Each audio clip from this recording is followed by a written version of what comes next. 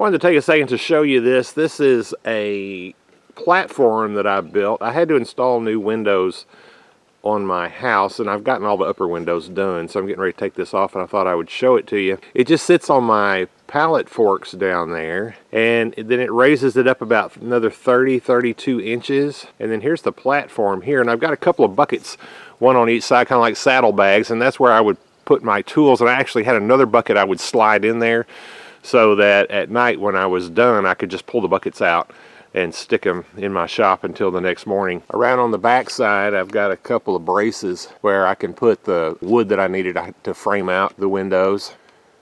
It's secured to the pallet forks with a bungee cord.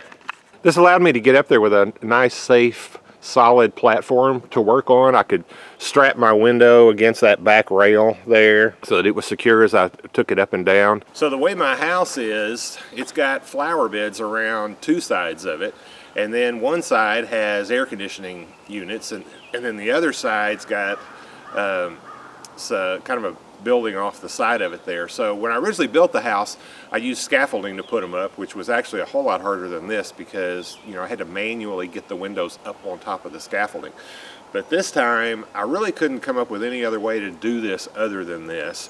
And I did go online and look about people that have used these platforms, and you can actually buy them. They're sold, man lifts or whatever they're called, on your pallet forks. But I went online to look and see what people had done in the past, and there's a lot of controversy about how safe it is and how you're going to kill yourself, because if you lose a hydraulic hose, it's going to crash to the ground, and a bunch of different things. So use this idea at your own risk. But you know, for me, this was about the only way I could do it. Even lifts, you know, lifts that you can rent either wouldn't get close enough to the house or were so big they wouldn't fit in the areas that I needed to put them in.